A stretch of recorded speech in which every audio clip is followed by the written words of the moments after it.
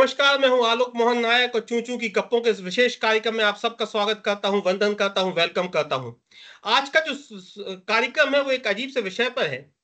इस देश में, इस समाज में अचानक लोगों में डिप्रेशन की बहुत क्यों हो गई है। सारी जगह ये बात देखने को मिल रही है कि समाज में डिप्रेशन के जो पेशेंट्स हैं, जो मरीज हैं, वो बहुत ज्यादा तादाद में पाए जा रहे हैं। आखिर ऐसा क्यों हुआ, कब से हो रहा है, या हमें अभी पता चल रहा है? डिप्रेशन का इलाज क्या है, इन तमाम चीजों पर बात करेंगे। और उसका इलाज क्या है, नुकसान क्या है, इन तमाम चीजों पर बात करेंगे। इसका पहला पेशेंट जो हमें मिलता है, जो हमें पता लगता है कि रावण था, क्योंकि उसको सबसे पहले नींद आना बंद हुई, उसको खाना खाना भूख लगना बंद हुई, उसे बात बात में गुस्सा आती थी, उसे किसी भी चीज में मजा नहीं आता था, उसे अकेलापन सा लगता था, उसे अलग अलग तरह की व्याधियां थी। और वे सारी चीजें अगर आज के सिस्टम में देखें, आज अगर आप चैट जीपीटी या किसी भी ऐसे टर्म पर डाल के देखें, तो आपको समझ में आएगा कि तमाम चीजें जो है, पहले पेशेंट रावण था जिसके बारे में कहा जा सकता है, उसके पास से डिप्रेशन के लगातार मरीज बढ़ते गए। और आज ये है कि समाज में बहुत सारे लोग जो बीमार हैं, वो उनको खुद भी नहीं पता कि वो डिप्रेशन के मरीज हैं। इन तमाम चीजों पर जानकारी लेने के लिए, इन तमाम चीजों पर आंसर्स लेने के लिए आप सारे लोग मौजूद हैं। मेरी कोशिश होगी कि आप लोगों का जो ज्ञान है वो मेरे दर्शकों तक पहुंचे और उन्हें इस परेशानी से निजात मिले, और जो सॉल्यूशन आप बताएंगे उस पर वो काम करें। तो पहला प्रश्न मैं पत्रकार देवदत्त जी दुबे से पूछता हूं। देवदत्त जी, एक क्या वजह है, क्या परेशानी है कि समाज में इतने लोगों में डिप्रेशन की बातें कही जा रही हैं? क्या वजह आप देखते हैं डिप्रेशन होने की? बिल्कुल, जिस तरह से मधुमेह, हार्ट के पेशेंट हैं, उससे भी ज़्यादा गति से इस समय मनोरोगी बढ़ रहे हैं देश में। आप कभी किसी साइकोलॉजिस्ट के हॉस्पिटल के आस-पास से गुज़रेंगे, तो और सबसे बड़ी चिंता ये है कि युवा वर्ग बहुत ज़्यादा दिखाई देता है बाहर लाइन में लगा हुआ, ये चिंता का विषय है। अब मैं समझता हूँ बहुत सारे कारण हैं, एक तो प्रतिस्पर्धा बढ़ गई है, होड़ जो बढ़ गई जिसको कहते हैं कि, और दूसरा खाने-पीने में भी कुछ चीज़ें ऐसी हो गई हैं, और तीसरा ये कि नशा भी बहुत प्रवृत्ति बढ़ गई है। तो जब और अपेक्षाएँ बढ़ गई हैं, महत्वाकांक्षाएँ बढ़ गई हैं, इनमें जब निराशा होती है तो बहुत ज़्यादा जल्दी डिप्रेशन में आते हैं। और आजकल तो ये भी हो रहा है कि बहुत लोग डिप्रेशन में कई बार हमें पता ही नहीं चलता, क्योंकि जो थोड़ा भी मनोरोगी है, उसको ये लगता है कि वो जो सोच रहा है, जो कह रहा है, वो ही सही है। कई तरह के आप देखें कि कैसी-कैसी घटनाएँ पहले कभी नहीं हुआ करती थी कि पूरे परिवार को मार के खुद फांसी पे लटक जाते। ये साइको तो है, छोटी-छोटी बच्चियों के साथ जो रेप की घटनाएँ होती हैं, ये भी एक साइको की श्रेणी में आते हैं। ऐसे कई प्रकार के साइको अपराध जो बढ़ रहे हैं। तो मुझे लगता है कि बहुत सारे कारण हैं इसमें कि सबसे बड़ा तो तनाव है, प्रतिस्पर्धा बढ़ गई है बहुत ज़्यादा, और जो रोज़गार की समस्या भी समझ लो आप, और भी जो चीज़ें हैं, और जिस तरह से जनसंख्या बढ़ रही है, उस अनुपात परिवार टूट रहे हैं। पहले परिवार सँभाल लेता था यदि कोई देवदत्त जी, व्यय हम तमाम लोग जितने भी प्रश्न उठाएंगे, इन सब के जवाब हमारे पास डॉक्टर नीलेश तिवारी जी हैं, जो एमडी साइकेट्री हैं। और दिल्ली में आप बहुत जाने माने डॉक्टर हैं, बल्कि दिल्ली में आपकी सीमाएं नहीं रुकती हैं, आपकी सीमाएं विदेशों तक जाती हैं। पहले आप राम मनोहर लोहिया में डॉक्टर थे, अब आपने वर्ल्ड ब्रेन सेंटर एक अस्पताल खोला है जिसकी सेवाएं पूरी देश दुनिया तमाम लोगों तक मिलती है। और आप ऐसे डॉक्टर हैं जो रिक्शे वाले का भी इलाज करते हैं, और भारत की पूर्व राष्ट्रपति, अब तो पूर्व हो गई, पूर्व राष्ट्रपति के घर भी आप जाके उनका इलाज करते थे। तो बहुत सीनियर डॉक्टर हमारे साथ हैं, तो अपन लोग बार बार सवाल जो भी अपने दिमाग में आएंगे, बार बार इनसे जवाब पूछेंगे, फिर सवालों पर जाएंगे। तो नीरज जी, पहला सवाल तो यही है कि एक कैसे पता चले कि हम डिप्रेशन के बीमार हो गए हैं या हम रोगी हो चुके हैं? इसके सिम्टम्स क्या हैं जिससे पता लगता है कि हमें डिप्रेशन हो गया है? देखिए, बहुत ही इम्पोर्टेंट सवाल आपने पूछा कि जब तक जानेंगे नहीं, तब तक कुछ करेंगे नहीं, एक्शन नहीं ले पाएँगे। तो मेरा सबसे ये कहना है कि पहली चीज़ इसको ये समझें कि डिप्रेशन जो है, एक ऐसी एंटिटी है जो एक्ज़िस्ट करती है। क्योंकि बहुत से लोग हैं जिनको हम लोग जब समझाते हैं कि आपको डिप्रेशन है, तो उनका जवाब होता है, हमें क्यों डिप्रेशन होगा? हमारे पास रुपया है, हमारे पास पैसा है, हमारे पास गाड़ी है, हमारे पास बंगला है, वही अमिताभ बच्चन वाला डायलॉग होता है, तो मुझे क्यों होगा? तो मैं उनसे कहता हूँ आपके पास सब कुछ है, लेकिन आपके पास 5 हाइड्रॉक्सी ट्रिप्टामाइन नहीं है, सेरोटोनिन नहीं है।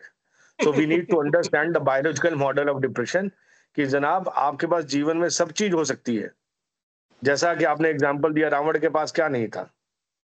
लेकिन डिप्रेशन जो है ये जस्ट एक स्टेट ऑफ माइंड नहीं है, ये एक बायोकेमिकल प्रोफाइल है हमारा। अगर बायोकेमिकल प्रोफाइल में दिक्कत आ जाएगी, तो आप डिप्रेस्ड हो जाएँगे। तो पहली चीज़ ये समझनी है कि डिप्रेशन जो है, वो अकारण नहीं होता, उसका कारण ब्रेन में होता है। और हो सकता है कि जीवन में आपका सब कुछ हो, हर चीज हर सुविधा हो, लेकिन आप डिप्रेस्ड तब भी हो सकते हैं। तो जी। पहली चीज है एक्सेप्टेंस। एक्सेप्ट करेंगे तो आपको अपने सिम्टम्स समझने जरूरी है।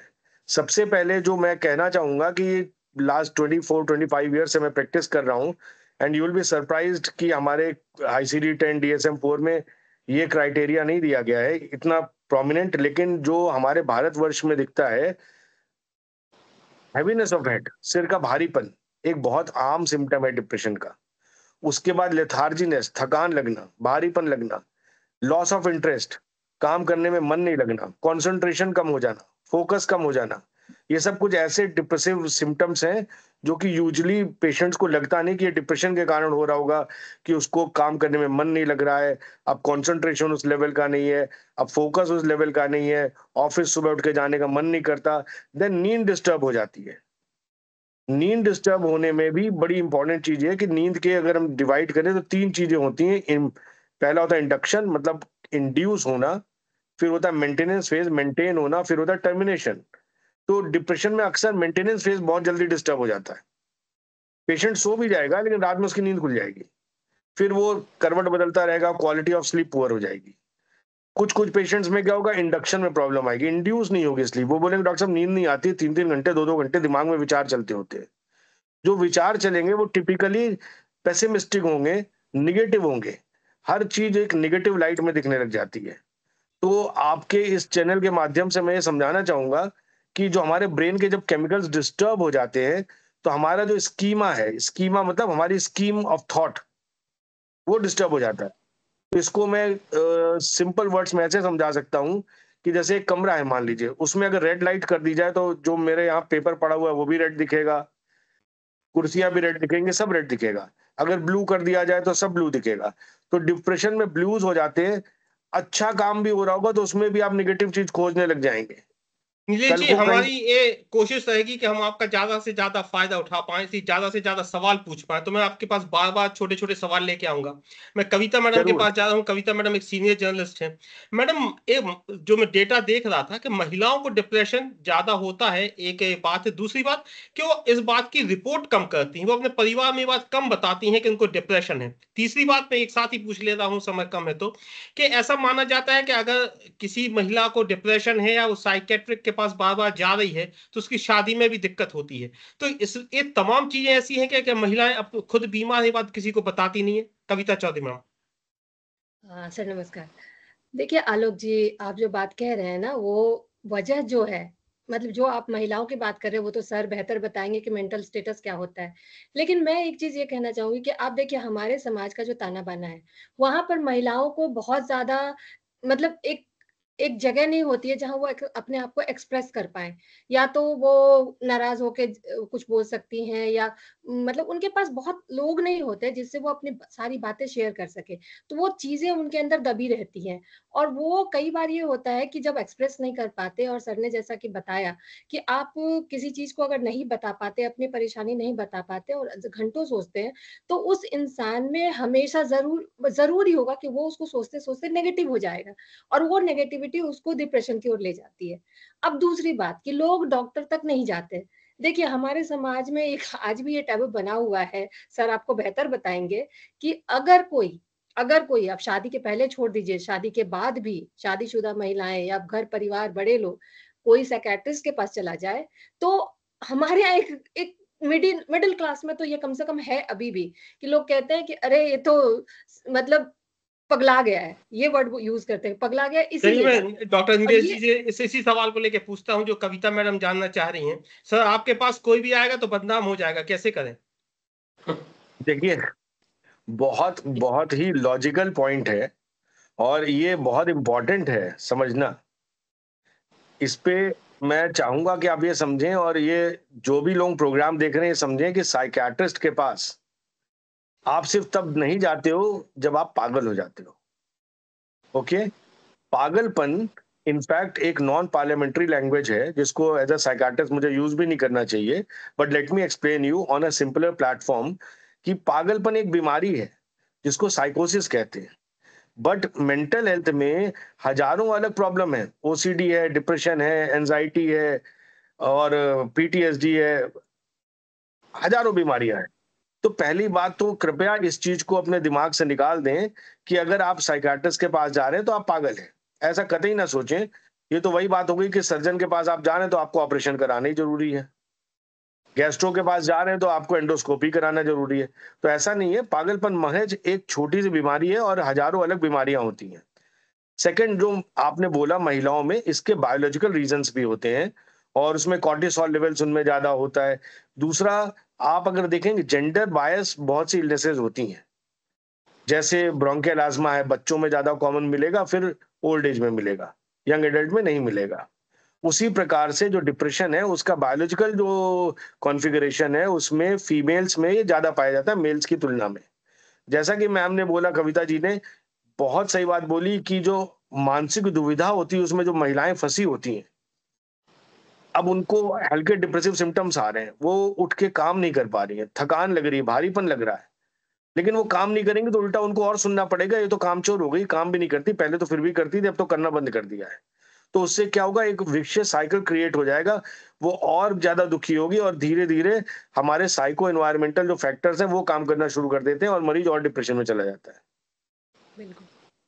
मैं नीरज दीक्षित जी के पास जाऊंगा जो सोशलॉजिस्ट है हमारे सामने। नीरज दीक्षित जी, मैं आपसे जानना चाहता हूं, आपको मेरी आवाज आ रही है नीरज जी?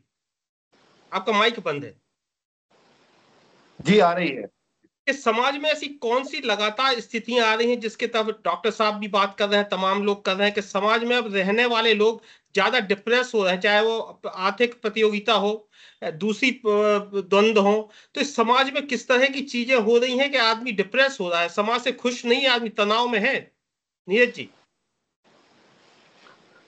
सबसे पहले आलोक भाई नमस्कार, और सभी हमारे जो पैनलिस्ट हैं सभी को मेरा नमस्कार। किसी तकनीकी वजह से मैं विलंब से जुड़ पाया। आधुनिक समाज बहुत तीव्र गति से आगे बढ़ रहा है और लोग इस होड़ में शामिल होना चाहते हैं। सब लोग चाहते हैं कि हम इस दौड़ में हम आगे निकलें। इस दौड़ में, इस प्रतिस्पर्धा के युग में शहरीकरण का जिस तरीके से प्रचलन बढ़ रहा है और जो विकास के नाम पे गति तेज हुई है, तो उससे मनुष्य के जो जीवन में जटिलता और आ गई। पहले इतना जटिल नहीं था, बहुत सरल था समाज और व्यक्ति का व्यवहार और सामाजिक संबंध सभी। अब जटिल होते जा रहे हैं। ये जटिलता मानसिक व्याधि के रूप में या उसका मानसिकता पे प्रतिकूल प्रभाव पड़ रहा है, जो आगे चल के तनाव के रूप में और फिर और एडवांस अवसाद जैसी स्थितियां निर्मित करने में सहायक हो रहा है या बढ़ रही हैं ऐसी समस्याएं। तो जो समाजशास्त्री हैं, समाजशास्त्र इसको समाज के साथ ही लेता है, इसको व्यक्तिगत समस्या नहीं मानता। व्यक्तिगत समस्या होने पर निश्चित रूप से उसका क्लिनिकल ट्रीटमेंट आगे कुछ होना चाहिए, लेकिन वो समस्या आने के लिए समाज और सामाजिक परिवेश बहुत महत्वपूर्ण कारक है। इसलिए समाजशास्त्री उसको सामाजिक समस्या के रूप में भी देख रहे हैं। उसके कई कारण हैं, जिस तरीके से मैंने बताया कि प्रतिस्पर्धा आर्थिक प्रतिस्पर्धा भी है। नीरज जी, आपका फ्रेम फ्रीज हो रहा है, मैं आपके पास दोबारा पलट के आता हूं। अब मैं सुहानी मैडम के पास चलता हूं। सुहानी मैडम दिल्ली में एक बड़ी प्रशासनिक अधिकारी हैं और पत्रकारिता के चलते मैंने कई प्रशासनिक अधिकारियों से मेरा मिलना जुलना रहा है। चलन ये है कि वे 60 साल तक एक अलग तरह के नशे में रहते हैं, फिर उसके बाद वो ज्योतिष पे जाते हैं, स्पिरिचुअलिज्म में जाते हैं। हमारे जब भी आपके हाथ से ताकत या सत्ता जाती है, उसके बाद आप स्पिरिचुअल हो जाते हैं या ज्योतिष पे जाते हैं। सुहानी मैडम बहुत कम एज में है और स्पिरिचुअल बातें भी करती हैं, स्पिरिचुअल की एक्सपर्ट भी हैं, ज्योतिष की एक्सपर्ट भी हैं। तो मैडम, सबसे पहले तो हम आपसे जानना चाहते हैं कि हम लोग सोचते हैं, जो आम आदमी है, कि अगर हम आध्यात्मिक की तरफ जा रहे हैं तो हमने संन्यास ले लिया, हमने भगवा रंग पहन लिया, हमने घर की तरफ से मुंह मोड़ लिया। अध्यात्म में क्या जरूरी है, या आप रोजमर्रा की जिंदगी जीते और जीते भी आध्यात्मिक हो सकते हैं? पहला मेरा ये प्रश्न है, फिर उसके बाद हम डिप्रेशन पे जाएंगे। अध्यात्म क्या है? अध्यात्म ना तो कर्म कांड है, ना वो उसमें ये डिफाइन किया गया है कि आप सारे काम छोड़ेंगे तब आप आध्यात्मिक हो पाएंगे। अध्यात्म मतलब अपने आप से जुड़ना ही है। तो चाहे साइकोलॉजिस्ट हो, चाहे साइकेट्रिस्ट हो, चाहे समाजशास्त्री हो, वो सब यही बोलेंगे कि आप अपने अंदर की, अपने अंतरात्मा की बात नहीं सुन के जब उसको दबाते हैं, तब आप डिप्रेशन में चले जाते हैं। तो हमारे मनीषियों ने जो कहा है कि जो आपका आत्म तत्व है, आत्म तत्व से अगर आप जुड़े रहेंगे तो आप डेली, अध्यात्म is a way of life, कि वो कोई बटन नहीं है जिसे हम स्विच ऑन या स्विच ऑफ कर सकें। ये आई थिंक मेरा वन लाइनर आंसर। सुहानी मैडम, अगर मैं दूसरा सवाल ये आपसे जानना चाहता हूँ कि अगर मैं आपकी बातें फॉलो करूँ तो क्या ये पॉसिबल है कि हमको डॉक्टर नीलेश तिवारी की जरूरत ना पड़े, हमें उनके पास ना जाना पड़े? इसमें 3 चरण है। पहला वो है कि हम अपने बच्चों को जो शिक्षा दे रहे हैं उसमें हम सेल्फ केयर नहीं बताते हैं, सोचना कैसा है नहीं बताते हैं, जीवन की प्रायोरिटी क्या है ये नहीं बताते हैं, तो वो रेट रेस में चले जाते हैं। जिनको डिप्रेशन हो गया है और वो जीवन के डॉक्टर नीलेश सर के हिसाब से अलग अलग स्टेजेस में होंगे, अगर वो दवाई ना खाएं, जैसे किसी को हार्ट में ब्लॉकेज हो गया है, जिसको नहीं हुआ है उसको हम डे 1 से बताएं कि वो कैसा जीवन जिए ताकि ब्लॉकेज ही ना आए। अब जिसको ब्लॉकेज हो गया है वो बोले कि अब मैं वैसा जीवन जीऊंगा, तो पहले उसको अपना ब्लॉकेज हटाना है और साथ ही साथ वैसा जीवन जीना चालू करना है ताकि दोबारा ब्लॉकेज ना आए। तो और इसलिए अगर हम बचपन से इस प्रैक्टिस को अपनाएंगे, जैसा कि भज गोविंदम में कहा गया है ना कि सत्संगत्वे निस्संगत्वम, निस्संगत्वे निर्मोहत्वम, निर्मोहत्वे निश्चल तत्वम, निश्चल तत्वे जीवन मुक्ति। मतलब सत्संग से निसंग की ओर जाना है। पर अभी सत्संग के बदले भीड़ में रह रहे हैं, अकेले होते हैं तो डर लगता है अकेलेपन का, क्योंकि हम अकेले रहने से डरते हैं, हम अपने आप से कनेक्टेड नहीं है इसलिए हम अपने आप से डरते हैं। फिर निसंग से निर्मोह की तरफ जाना है, जो माया है, जो आपको मटेरियलिस्टिक चीजें चाहिए या आप रेट रेस में लग गए हैं या आपने अपने गोल ही गलत सेट किए हैं। निर्मोहत्वे निश्चल तत्वम, निश्चल तत्व क्या है जिसके लिए डॉक्टर नीलेश दवाई देते हैं कि हमारा आंतरिक तत्व जो है वो हिल गया है क्योंकि हमारे अंदर केमिकल लोचा हो गया है, उसको बैलेंस करना है। निर्मोहत्वे निश्चल तत्व, निश्चल तत्व जीवन मुक्ति, जो हमारा आध्यात्मिक गोल है और डेली लाइफ में भी हमारा व्यक्तिगत गोल है कि प्रतिदिन हम मुक्त रूप से रह सकें। तो हमारे मानसिक बंधन जिसमें हमने खुद को बांधा है वो सब हमारी डिजायर से आ रहे हैं। यही अध्यात्म कहता है, यही धर्म कहता है, यही जीवन जीने का तरीका कहता है कि अगर हम अपने आप को ईश्वर को समर्पित कर दें और हमारे सारे गोल्स को भी ईश्वर को समर्पित कर दें। बाइनरी में ईश्वर से प्यार नहीं हो सकता कि ये चीजें तो भगवान मैं डिसाइड करूंगा कि मैं BMW खरीदूंगा, बाकी तुम डिसाइड कर लो। या तो आप सब ईश्वर पे छोड़ दो या सब अपने हाथ में ले लो। सब अपने हाथ में लोगे तो फिर डिप्रेशन में जाओगे और सब ईश्वर पे छोड़ दोगे तो आध्यात्म में भी चले जाओगे। जी डॉक्टर नीलेश, हम आपसे एक और जानना चाहते हैं कि दवाइयों के अलावा काउंसलिंग का, जैसा कि सुहानी मैडम ने कहा, स्ट्रेस मैनेजमेंट का, डाइट का या फिर रोजमर्रा जीने के तरीके का, इसका क्या महत्व है? आप क्या पेशेंट्स को ये भी गाइड करते हैं नीलेश जी? ऑफ कोर्स, जो डिप्रेशन होता है, डिप्रेशन का जो रीजन है वो मल्टी फैक्टोरियल है, मतलब मल्टीपल फैक्टर्स काम करते हैं।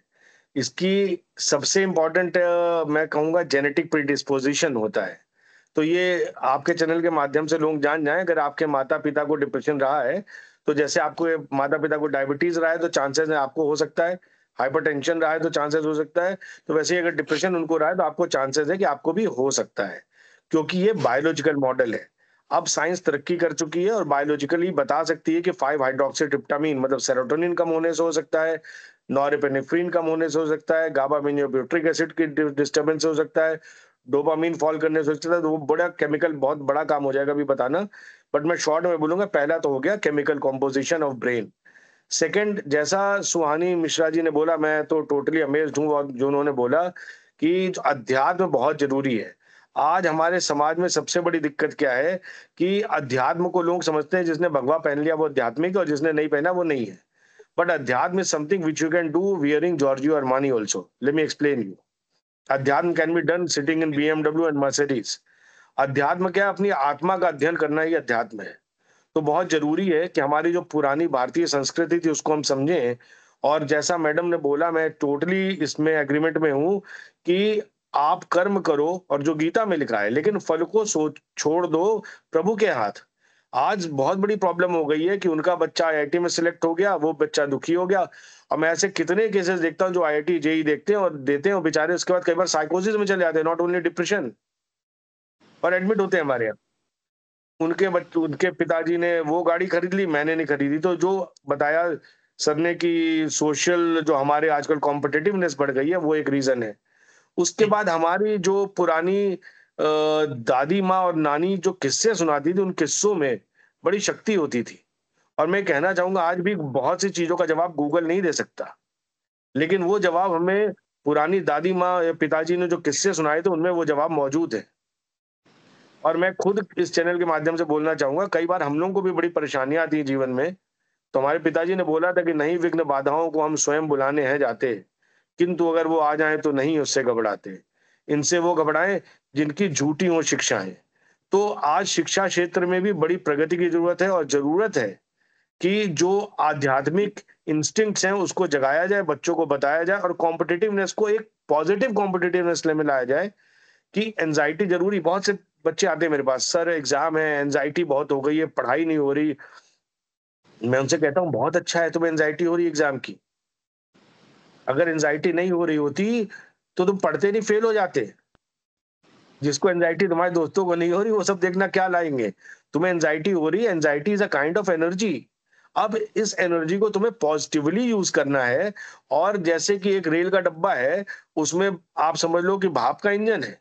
अब भाप इतनी ना बन जाए कि इंजन फट जाए, लेकिन नीलेश जी, हम सर्टेन आपके अमाउंट पास ऑफ। फिर आएंगे अगले सवाल के श्योर। लिए। हम प्रेम चावला जी के पास चलते हैं, जो एक जाने माने उद्योगपति हैं, मध्य प्रदेश के आनंद ऑर्गेनिक्स के मालिक हैं।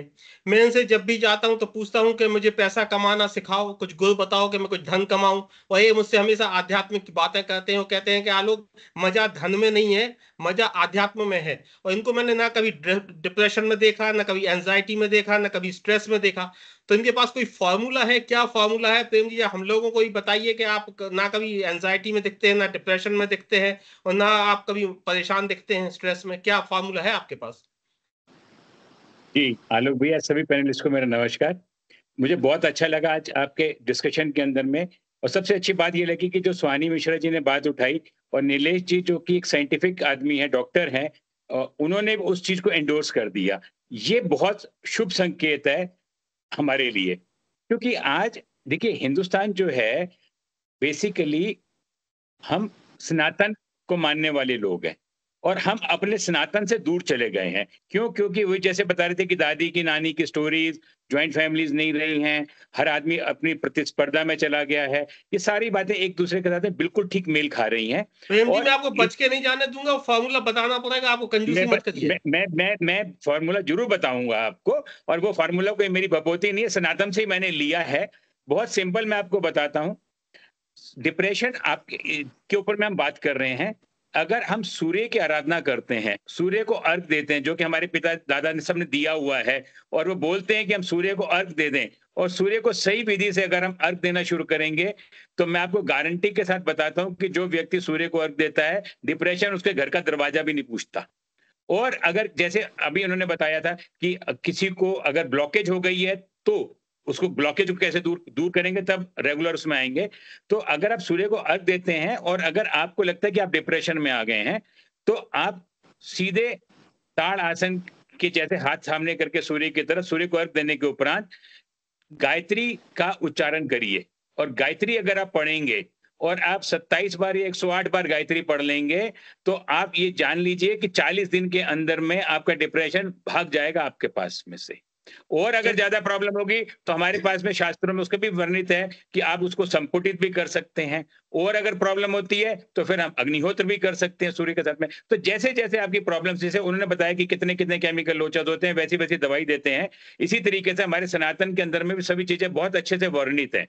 पर अगर आप बहुत नियम के साथ में सुबह उठ के 8 बजे से पहले नहा के बिना कुछ खाए सूर्य को अर्घ दे देते हैं सही विधि के साथ में, अब सही विधि तो यहाँ नहीं बता पाएंगे, पर किसी और प्रोग्राम में आपके साथ बता देंगे। तो अगर सूर्य की आराधना आप करना शुरू कर देते हैं, सूर्य को सुबह और शाम अर्घ दे देते हैं, गायत्री का जाप कर लेते हैं, तो आप यकीन मानिए, मैं लिख के देता हूं कि 40 दिनों के अंदर में आपकी दवाइयां छूटनी शुरू हो जाएंगी। पूरी नहीं छूटेंगे तो छूटनी शुरू हो जाएंगी।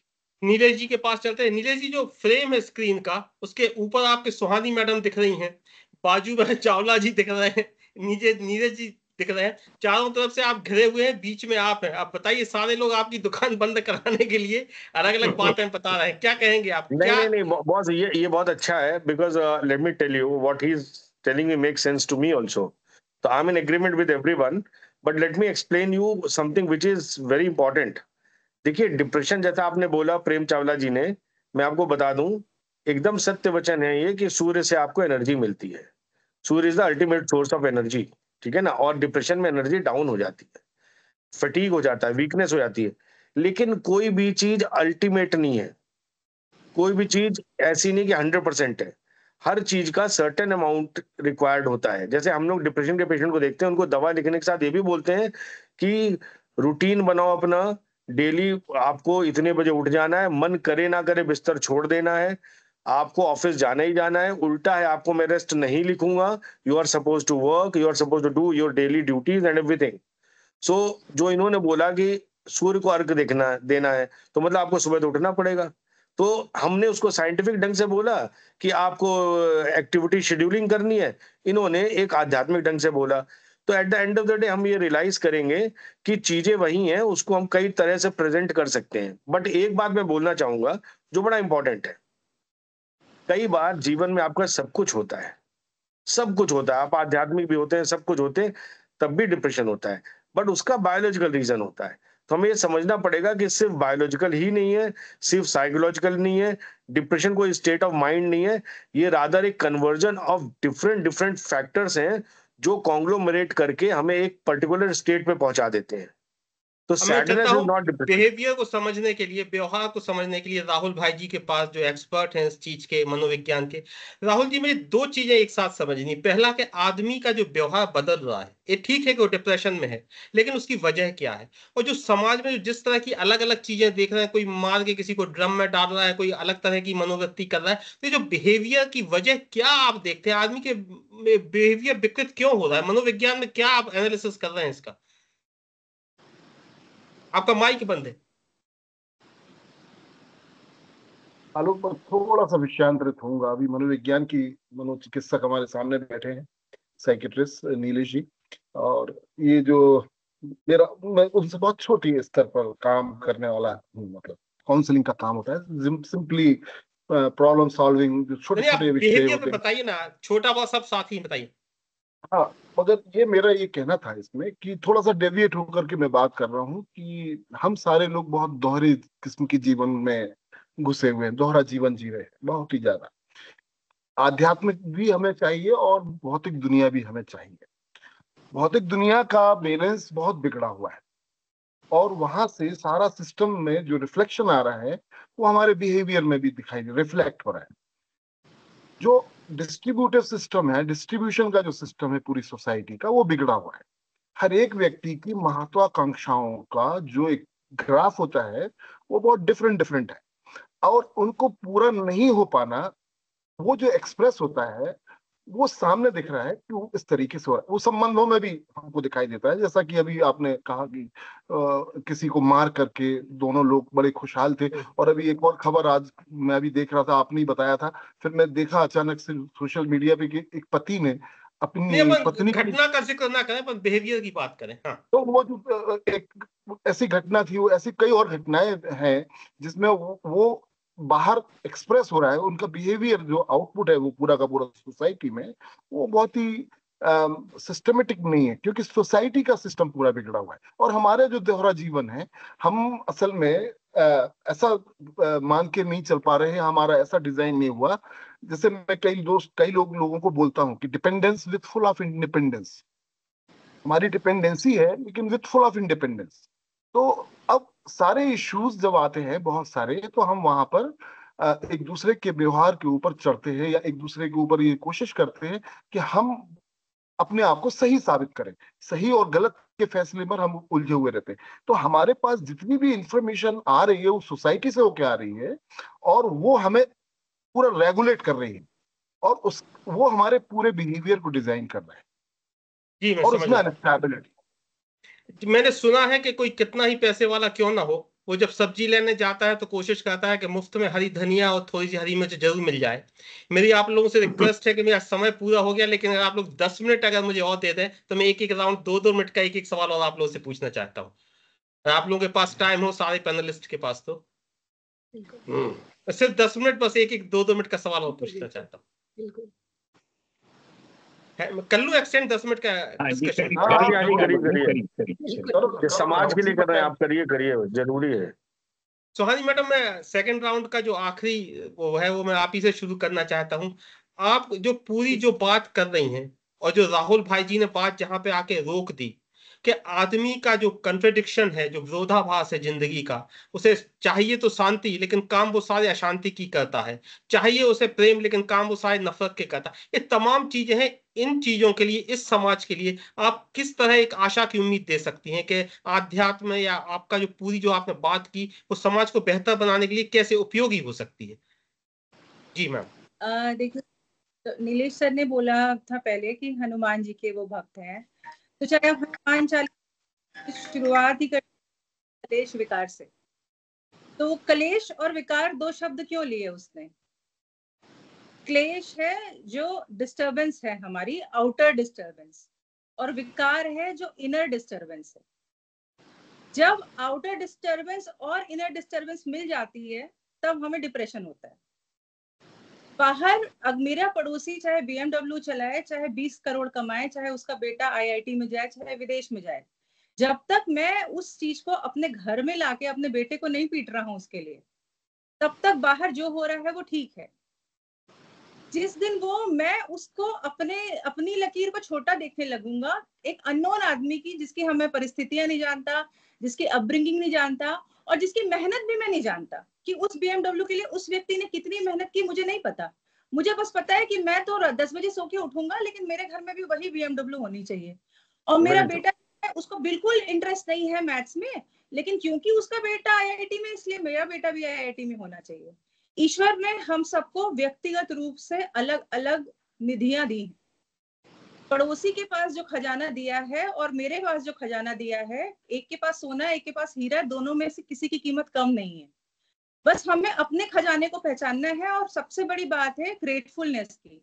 हमें भगवान को धन्यवाद बोलना है कि आपने मुझे जो कुछ दिया है उसमें आपने निर्धारित कर दिया है कि मैं अपनी इन निधियों से सबसे बेस्ट क्या कर सकता हूँ। भगवान मुझे उस मार्ग पे ले जाइए, मैं जो कुछ करूं वो भी आपको समर्पित है, मैं जो निर्णय लूंगा वो भी आप ही के मार्गदर्शन में होगा। इसके बाद कोई कंपटीशन, कोई महत्वाकांक्षा नहीं रह जाती। ये बहुत आदर्शवादी बात लगेगी, और लेकिन बहुत सिंपल बात है कि अगर आप बोलो कि जाओ मैं तो क्रिकेट खेल, तो ना आप हारोगे ना जीतोगे। पर यहाँ गीता आएगी, फिर कर्म का सिद्धांत है। बच्चा बोले मैं पढ़ता ही नहीं तो मैं ना फर्स्ट आऊंगा ना फेल होऊंगा। ये हमें अपने ईश्वर ने हमें ये इंद्रियां, ये शरीर क्यों दिया है? कि हम अपना बेस्ट जो मेहनत है वो हम कर सके। जी मैम। हमें ज्योतिष के विद्यार्थियों, मैं 5 सेकंड और लूंगी। ज्योतिष में बाकी सब भाग्य के द्वारा निर्धारित है 12 भाव। 2 भाव हैं, 10वां भाव जो कर्म का है और 11वां भाव जो कर्म से प्राप्ति का है। ये 2 भाव फ्री विल के भाव हैं। यही गीता के कर्म सिद्धांत के भाव हैं। तो हमें अपना कर्म करना है, लेकिन बाकी सब कुछ जैसा निर्धारित है वो अच्छा होगा, ये मान के महत्वाकांक्षा छोड़ देंगे। जी मैम। डॉक्टर नीलेश, मैं आप सबसे एक एक सवाल पूछूंगा, लेकिन आपसे 2 पूछूंगा। तो एक सवाल अभी पूछ लेते हैं, एक जाते जाते पूछेंगे। सर, छोटे शहरों में जहाँ पे मझोले शहर हैं, वहां पे अगर किसी आदमी को अंदाजा भी लग जाए कि उसे डिप्रेशन हो गया है, तो उसे किस तरह के डॉक्टर्स के पास जाना चाहिए? क्योंकि वहां वो साइकेट्री या न्यूरो ये सब तो समझता नहीं है, तो उसको किस तरह के डॉक्टर्स के पास जा सकता है? देखिए, माइल्ड लेवल ऑफ डिप्रेशन आजकल MD मेडिसिन डॉक्टर्स भी ट्रीट कर लेते हैं, बिकॉज उसकी जो दवाइयां हैं 5-हाइड्रोक्सीट्रिप्टामाइन को SSRIs कहते हैं, वो लोग भी प्रिस्क्राइब कर देते हैं। लेकिन आपको बताऊं आलोक जी, सबसे इम्पोर्टेंट उसका जाना, उसका एक्सेप्टेंस। पहले वो उसको एक्सेप्ट कर ले कि उसको डिप्रेशन है, ये बहुत बड़ी बात है। तो एक साइकियाट्रिस्ट इस बात को एक्सेप्ट करवा पाता है, और दूसरी वर्ग के जो डॉक्टर्स होते हैं वो यूजली नहीं करवा पाते। तो सबसे जरूरी ये है कि आप एक्सेप्ट कर लो अगर आपको डिप्रेशन है, और इसमें कोई परेशान होने की जरूरत नहीं है। जैसे इंसुलिन कम होगा तो शुगर बढ़ेगी, डायबिटीज हो जाएगा, वैसे ही कुछ ब्रेन के केमिकल्स अगर वो कम हो जाएंगे तो डिप्रेशन हो जाएगा। We should take it so simply, so lightly. और आप साइकोलॉजिस्ट से मिल सकते हैं। माइल्ड लेवल ऑफ डिप्रेशन में हमारी जो इंटरनेशनल गाइडलाइंस है, mild level of depression can be treated by psychotherapy. जैसे राहुल जी को पता होगा, वो कर भी रहे होंगे इस काम को। तो माइल्ड लेवल का can be change by of course आध्यात्मिक, spiritual, yoga, exercise, diet control, good sleep and lot of things. तो मेरी राय है, इसका जवाब है कि आप एक कॉम्पिटेंट डॉक्टर के पास जाएं जो कि आपको सही रास्ता दिखा पाए। जी कविता मैडम, आपके लिए सवाल है कि किसी ने भेजा है कि अब कामकाजी महिलाओं को भी डिप्रेशन हो रहा है। पहले लगता था कि उन महिलाओं को डिप्रेशन होता है जो सिर्फ घर में रहती हैं, लेकिन वे महिलाएं जो नौकरी पेशा हैं, जो बाहर जा रही हैं, पैसा कमा रही हैं, उनको भी डिप्रेशन हो रहा है। ये आपके लिए सवाल है, ऐसा क्यों? नहीं, ये बात बिल्कुल सही है। मैं इनफैक्ट ये पहले ही बोलने वाली थी कि ये सिर्फ ऐसा नहीं है कि जो घर में रहने वाली महिलाएं हैं उनके साथ ही हो, या कोई भी महिलाएं, क्या हर हर तरह के बच्चा से लेके बुजुर्ग तक सबके लिए। बट आज के समय में जो कंपटीशन, जो सर बात कर रहे थे कि जो कंपटीशन है और बाहर जो तनाव है, आज के डेट में आप देखिए, आज के समय तो लोगों के पास अच्छे दोस्त नहीं है, लोग अपनी बातें शेयर कर सके। कोई, आप अपने तनाव को अगर किसी के साथ शेयर नहीं कर पाते हैं तो डिप्रेशन में जाएगा, वो चिड़चिड़ाहट आएगी, आपको वो सक्सेस नहीं मिलती है, जो आपके ऊपर टारगेट आप पूरा नहीं कर पाते हैं, तो वो कहीं न कहीं आपके व्यवहार में आएगा। अगर आप ज़्यादा सोचते हैं तो धीरे-धीरे आप नेगेटिव होते चले जाते हैं, वो आपके पूरे केमिकल लोचा को बिगाड़ देता है। तो इसलिए कामकाजी महिलाओं में ये बहुत ज़्यादा है, क्योंकि उनके पास घर की भी समस्याएँ होती हैं, उनके पास ऑफ़िस की भी समस्याएँ होती हैं, और दोनों के साथ सामंजस्य बिठा पाना आज के समय भी मुश्किल है। जी हाँ। तो ये है। हम प्रेम चावला जी के पास जाएंगे कि जहां सुहानी मैडम ने कोई इंपॉर्टेंट बात कही थी जब डिप्रेशन की बात कर रहे थे, कि कंपटीशन जो है आपस में खुद से या आजू बाजू की जो सुविधाएं हैं, भौतिक बातें, यही बात राहुल भाई जी भी कहते हैं कि दोनों विरोधाभास में आदमी जी रहा है। तो प्रेम चावला जी, बिजनेस में जब आप व्यापार में हैं, धन कमाने की दुनिया में हैं, तो ऐसे में तो ये सारी चीजें ज्यादा व्यापार में होगी, तो उनसे कैसे आदमी बचे? यानी आपकी कोशिश ये होगी कि सामने वाले के पास अगर 1 लाख की कार है तो आपके पास 5 लाख की हो, या विरोधाभास है कि हम चाहते भले शांति है लेकिन अशांति वाली चीजें करते हैं? जी देखिए, इसको दो पार्ट में बांटते हैं अपन। एक फिर पार्ट ये है एक जब मिनट, आप सोहानी मैडम जाने से पहले हम आपसे एक बात ये भी पूछना चाहेंगे कि शांति और उत्तेजना में क्या अंतर है। मैं एक मिनट लास्ट में आपके पास आऊंगा एक बार जरूर। जी प्रेम चावला जी। देखिए, जब हम अपना एफर्ट करते हैं तो हमारे को अपना बेस्ट ऑफ द एफर्ट देना चाहिए, जैसा उन्होंने गीता का भी बताया था और ज्योतिष का भी बताया 10वीं और 11वीं खाने का। पर जब हम एफर्ट कर रहे हैं तो हमें बेस्ट देना चाहिए, पर जब हमें उसका रिजल्ट मिलता है, जब उसका आउटकम आता है, तो हमें एक लाइन अपने आप से बोलनी आनी चाहिए और अपनी वो बात को हमें समझ में भी आना चाहिए कि जो प्राप्त है वो पर्याप्त है। अगर हमने जो प्राप्त हुआ है उसको पर्याप्त मान लिया तो हमारी आधी से ज्यादा मुश्किलें दूर हो जाएंगी। दूसरी चीज, आप मेहनत जब भी करते हैं और आप समझते हैं कि मैंने अपना बेस्ट स्ट्रोक दिया था, बेस्ट शॉट दिया था और मुझे उसका इक्विवेलेंट आउटपुट नहीं मिला है, तो आप समझ लीजिए कि समय आपके अनुकूल समय नहीं है, क्योंकि समय बहुत बलवान चीज है। कहते हैं कि मनुष्य न बली होता है, समय होत बलवान, विलन लूटी गोपियां, वही अर्जुन वही बान। तो फिर प्रेम जी, आप कंपटीशन तो जरूरी है ना बिजनेस में? एग्रीड, तो मैंने क्या बोला, फर्स्ट हाफ में जब आप एफर्ट कर रहे हैं तो उसमें कमी मत रखिए। जब आपकी बारी देने की है, कर्म करने की है, तो कर्म तो पूरे मन से करिए, पर जब आपको उसका आउटकम मिलता है तो उसको स्वीकार कर लीजिए। अध्यात्म मतलब स्वीकारना ही है, तो जो प्रभु ने दिया है उसको आप स्वीकार कर लीजिए, जी कुछ भी प्रेम। हो। उसके लिए एक लाइन और बोल देता हूं कि जो हुआ होवत सो जानिए, प्रभु अपने का हुक्म पहचानिए। ये प्रभु का ही हुक्म था, आपको ये मिलना था, तो आपने जी उसको मान लिया, स्वीकार कर लिया, तो आपकी सारी समस्याएं खत्म। फिर आपको नीलेश जी के पास जाने की जरूरत नहीं पड़ेगी।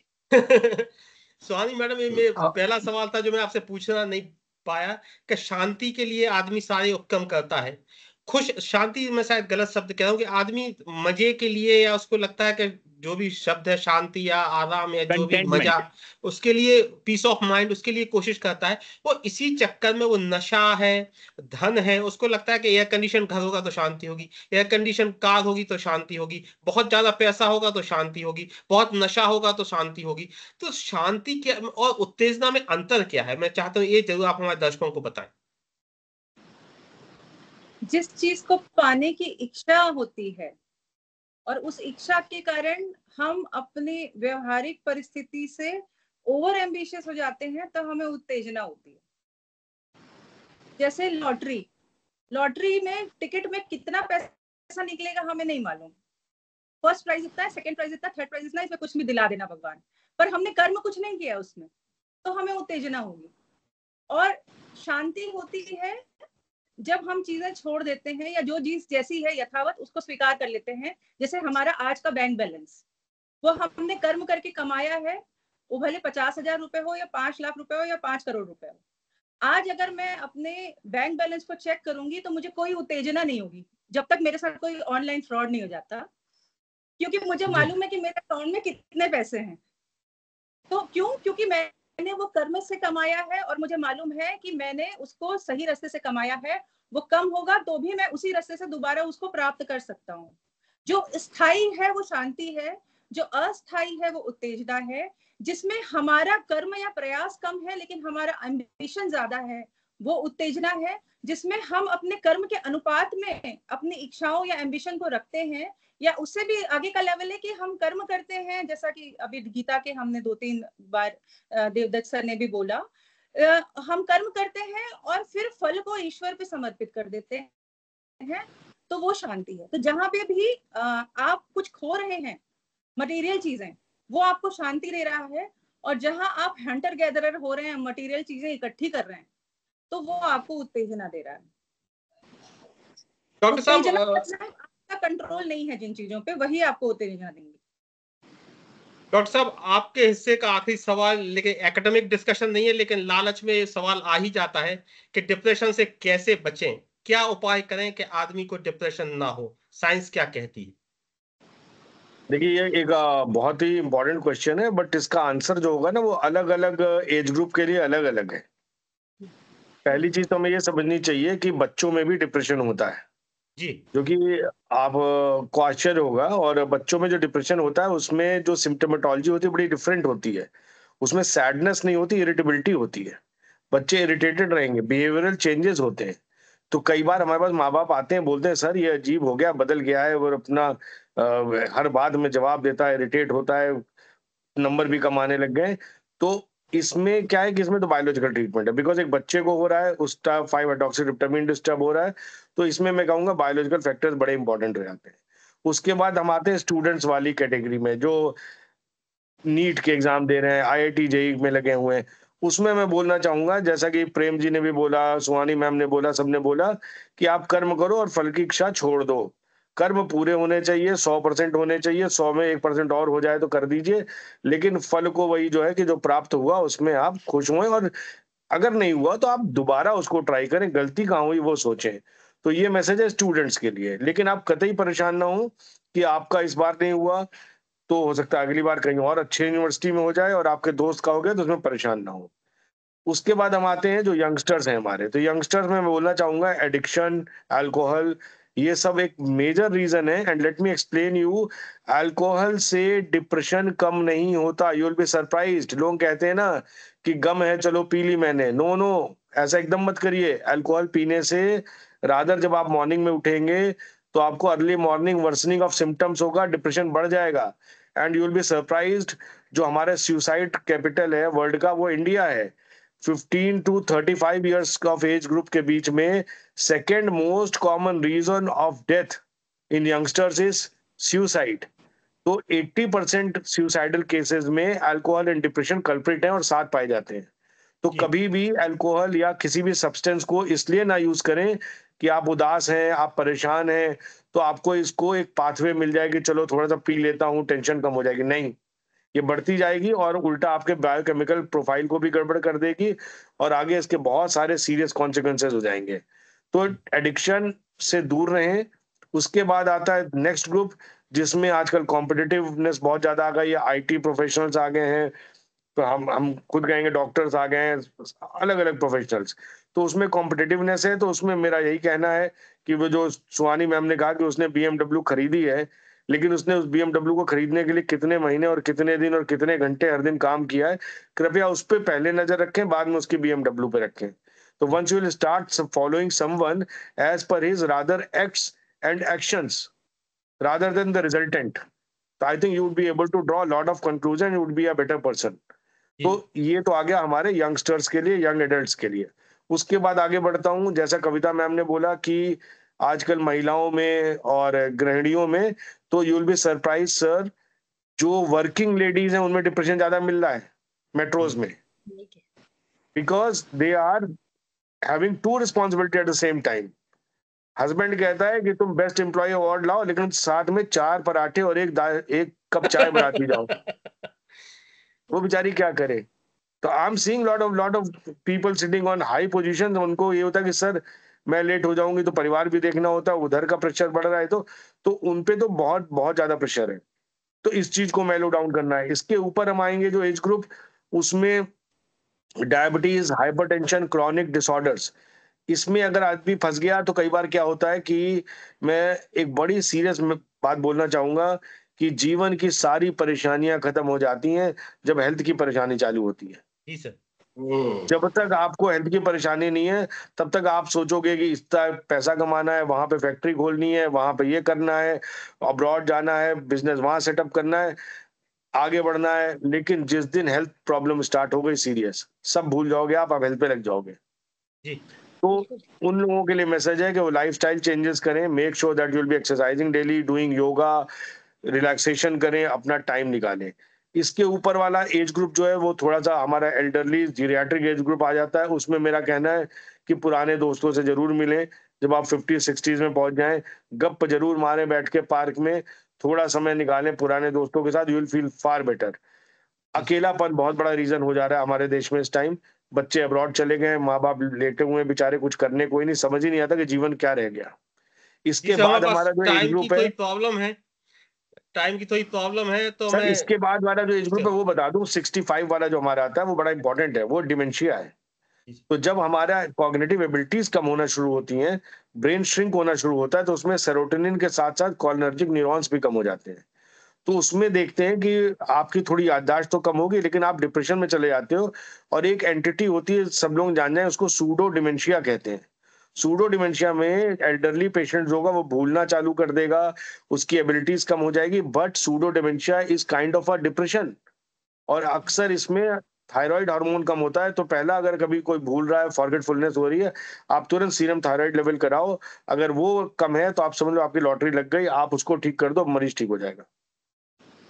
राइट। इसके बाद दुकान चालू रखनी, इसके बाद की बात हमसे आगे करिए। नीरज दीक्षित जी, तकनीकी खराबी थी या आप खुद चले गए मुझे पता नहीं, लेकिन सारे लोगों ने आपके ऊपर खेल कर दिया है। राहुल भाई जी कह रहे हैं एक आदमी आएगा मैं ठीक कर दूंगा, डॉक्टर नीलेश तिवारी कह रहे हैं एक आदमी आएगा ठीक कर दूंगा, कुछ लोग आएंगे तो सुहानी मैडम कहेंगे मैं आध्यात्मिक से ठीक कर दूंगी, प्रेम चावला जी भी कह रहे हैं। लेकिन अब पूरा समाज बीमार हो रहा है तो सूर्य प्रकाश दीक्षित जी के पास जाइए, समाज शास्त्री के पास। आप चले गए थे, आप थे नहीं स्क्रीन पे, कैसे कहेंगे पूरे समाज को ठीक? शायद समाज में डिप्रेशन है, आपको कम शब्दों में बताना है। भाई ये जितने भी फैक्टर है हमें सभी को लेना होगा, क्योंकि सब समाज के ही अंग है, चाहे वो किसी भी तरीके का हो, मानसिक हो, जेनेटिक हो, जो भी आध्यात्मिक हो, वो सब समाज के अंग है। तो मैं तो ये इसको मानसिक विकार नहीं है, इसमें आर्थिक जैसी समस्याएं हैं और दूसरी पारिवारिक समस्याएं हैं, इन सबको सम्मिलित करना होगा हमें। और वर्क और फैमिली के साथ बैलेंस बनाने की बात को हमें प्रमोट करना होगी, जो हम देख रहे हैं कि जिसमें प्रोफेशनली भी इस तरीके से जो अवसाद की स्थिति बन रही है महिलाओं में या पुरुषों में भी, तो कहीं ना कहीं वर्क और फैमिली बैलेंस बनाने की जरूरत है। साथ साथ जो अपेक्षाएं बच्चों के साथ बढ़ रही हैं या जो युवाओं के साथ, तो उनको हमें लाइफ स्किल देने की जरूरत है। सबसे प्रमुख कारण होता है, सबसे प्रारंभिक स्टेज होती है तनाव। तो अगर हम किसी भी तरीके से ये स्किल, ये हुनर दे पाए बच्चों को, युवाओं को, किशोरों को, कि वो तनाव से कैसे जूझें, और तनाव से जूझने के लिए अवेलेबल ऑप्शन क्या है, और जो अवेलेबल ऑप्शन है उसमें से बेस्ट ऑप्शन क्या है, अगर उन सबको हम चुनते और इतनी क्षमता उनमें हम देते हैं कि वो ये चुन पाए और तनाव से अगर जूझ पाएंगे, तो अवसाद जैसी स्थिति को कम कर सकते हैं। लेकिन अगर कोई वैज्ञानिक कारण है, जेनेटिक कारण है या और अन्य कोई कारण है, तो निश्चित रूप से उनको उपचार की आवश्यकता है। और ये जो स्टिग्मा है कि अगर कोई महिला या पुरुष अगर साइकेट्रिस्ट या किसी मेंटल हॉस्पिटल में जा रहा है, तो हमारे सागर में तो पहले चलता था कि ग्वालियर चले जाओ, ग्वालियर में इलाज हो जाएगा, मजाक में ही कहा जाता था। तो अगर इस तरीके के स्टिग्मा को दूर करना है तो हमें माहौल या जागरूकता बनानी होगी। उस जागरूकता के थ्रू जो भी आजकल, अगर लोगों को शर्म है तो आजकल टोल फ्री नंबर है गवर्नमेंट के, उनमें सलाह ले सकते हैं, उनसे बात कर सकते हैं। अस्पतालों में प्राइवेसी, लेकिन साथ में हमारे समाज के ऊपर, संस्थाओं के ऊपर एक जिम्मेदारी भी देता है कि अगर ऐसे मरीज हमारे पास आ रहे हैं तो हम उनकी गोपनीयता को, उनके अधिकारों का ध्यान रखें, क्योंकि ये समग्र रूप से समाज ही है जो इन सब परिवर्तनों में सहायक भी है। और आपके लिए बहुत बहुत धन्यवाद। हमारा समय खत्म हो रहा है, और कहते हैं कि कौन क्यों रात में परेशान हो, चलो चल के सोते हैं, क्या हुआ है सुबह अखबार में देख लेंगे। तो देवदत्त भैया सुबह अखबार में क्या छापेंगे इस बारे में थोड़ा बता दीजिए, आपके कंक्लूडिंग रिमार्क्स। आपने तमाम तरह की समस्याएं देखी, तमाम तरह की बातें सुनी, तमाम तरह के इलाज सुने, अब मीडिया का क्या कहना है, फिर उसके बाद इस शो हम समाप्त करते हैं। जी देवदत्त जी। सभी के सुझाव है जो, यानी उन पर थोड़ा थोड़ा भी अमल हो जाए समाज में तो सब प्रसन्न रहे। सबसे बड़ा मुझे लगता है कि अध्यात्म भी एक रास्ता है जिसमें ये कोई भी परेशानी हुई, ये मान के चलते कि प्रारब्ध के कारण ऐसा हुआ होगा, हमने तो ठीक किया, इस जीवन में कोई गलत नहीं किया, तो फिर निराशा नहीं होती, अवसाद नहीं होता और अपेक्षाएं कम पाले, महत्वाकांक्षाएं कम पाले, तो मुझे लगता है कि तनाव नहीं होगा। लेकिन फिर भी जो प्रतिस्पर्धा उसमें तो होता ही है। तो परिवार जो परंपरा थी हमारी, जब घर में कोई सदस्य उदास रहता था दूसरा सदस्य पूछ लेता था क्या बात है, मैं तुम्हारी क्या मदद करूं। ये एकल परिवार में ये भी बहुत कारण है। यदि हम मिलते जुलते रहे, संयुक्त परिवार में रहे, कम से कम एक बार खाना बैठ कर साथ में खाएं, कोई कम खाना खा रहा है तो उसी समझ में आ जाएगा कि क्या दिक्कत है, तुम्हें शारीरिक है, मानसिक है।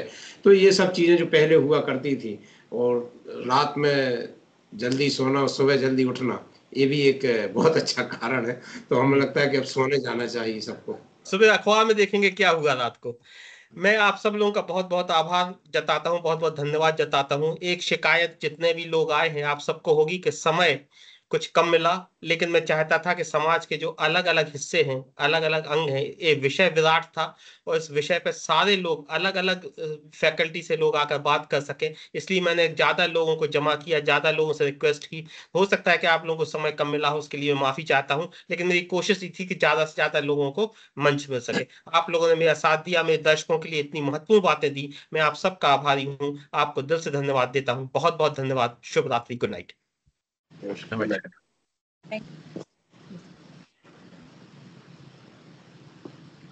बहुत बढ़िया आलोक जी, बहुत अच्छा,